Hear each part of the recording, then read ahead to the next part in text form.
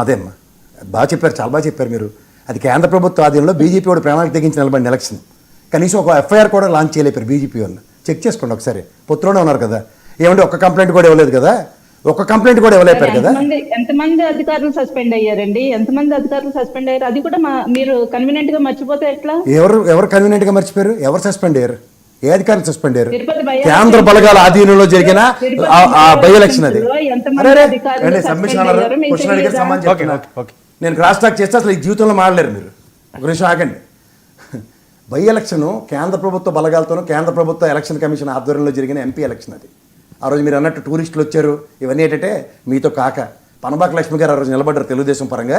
ఎన్ని ఓట్లు వచ్చాయో వంశీ గారిని అడగండి. ఒక ఎలక్షన్కి వాళ్ళకి బేర్ మినిమం ఓటు బ్యాంక్ అనేది ఎలా స్థిరీకరించుకున్నారో, ప్రభుత్వ పనితీరుతో అది సింపథెటిక్ ఓటు బ్యాంక్ ఎంత ట్రావెల్ అయ్యి ఎవరి వల్ల ఎవరు గెలిచారన్నది ఆ ఎలక్షన్ నిలబెత్తు నిదర్శనం తార్కాణం. బీజేపీ ప్రతినిధి నిలబడి ఎవరో చీఫ్ సెక్రటరీ స్థాయి నుండి రత్నప్రభ గారు నిలబడ్డారు. ఒక్క పోలీస్ ఎఫ్ఐఆర్ లాంచ్ చేయలేదని, ఎవరితోనో డిబేట్ సిద్ధంగా ఉన్నా. మీరు చెప్పినట్టు దొంగ ఓట్లు వేశారని ఇన్ని కబుర్లు చెప్పిన బీజేపీ ఒక్క ఎఫ్ఐఆర్ లాంచ్ చేయలేదు, తెలుగుదేశం ఒక్క ఎఫ్ఐఆర్ లాంచ్ చేయలే. ఏ అధికారులు సస్పెండ్ చేశారు? ఏ అధికారులు సస్పెండ్ చేశారు చెప్పండి? ఎందుకు సస్పెండ్ చేస్తారు? చెదురుమదురు ఘటనలు మినహా ఎలక్షన్ సజావుగా జరిగిందని ఎలక్షన్ కమిషన్ స్టేట్మెంట్ కూడా ఉంది, చదువుకోండి ఒకసారి. అంచేత తిరుపతి బై ఎలక్షన్ నేను పులివెందుల అన్నమయ్య జిల్లాలో జరిగిన ఒంటిమిట్ట ఎలక్షన్లకు దయచేసి కంపేర్ చేయకండి.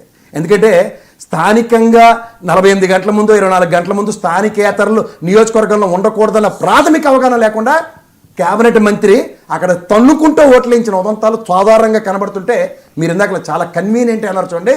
మీరు కన్వీనియంట్గా దాన్ని ఇగ్నోర్ చేయొచ్చు.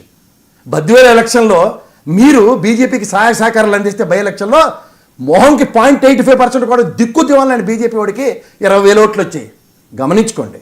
ఇవి ట్రాక్ రికార్డులు తెలుసుకుని చర్చించండి. వాళ్ళకి మీరు 20,000 ఓట్లు తెప్పించడానికి ఎలా ఉపయోగపడ్డారో ఈరోజు 21 స్థానాలు గెలిపించడానికి కర్త కర్మకరే తెలుగుదేశం. అందులో 13 తెలుగుదేశం అభ్యర్థులే ఉన్నారు. అంచేత ఒరిజినాలిటీని ఎప్పుడు మీరు కప్పిపుచ్చుకోకండి. ఒరిజినాలిటీ లేని వాళ్ళు ఏదో విధంగా పరాణజీవులు అంటాం మేమైతే, పారాసైట్స్ అని ఇంగ్లీష్లో అంటారు. ఎవరో దయాధర్మ భిక్షలతోనో ప్రాపకం కోసం ఎలక్షన్లు నిర్వర్తించిన ఉదంతాలు చూసుకుని మీరు కూడా మాట్లాడేస్తే లోకల్ బాడీ ఎలక్షన్స్ గురించి ఎలక్షన్స్ పెట్టినప్పుడు మాట్లాడదాం. ప్రజలు ఎలా విధంగా తీర్పులు ఇస్తారో. వంశీ గారు 50% కన్నా డౌన్ సైజ్ అయిపోయింది, 20% ఉందనొచ్చు, లేదా జోలాపురం శ్రీనివాసం అది 50% పెరిగిందనొచ్చు. ఇవి కాదు, ప్రజలు సమాధానం చెప్తారు.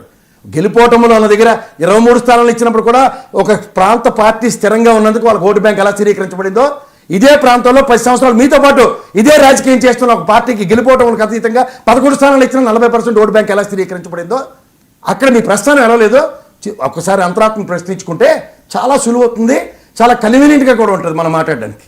Right, okay. Vamshi respond. Sir Varma garu ఇప్పుడు తిరుపతి బై ఎలక్షన్స్ గురించి కేఎస్ ప్రసాద్ గారు బ్రహ్మాండంగా వివరించారు. అయితే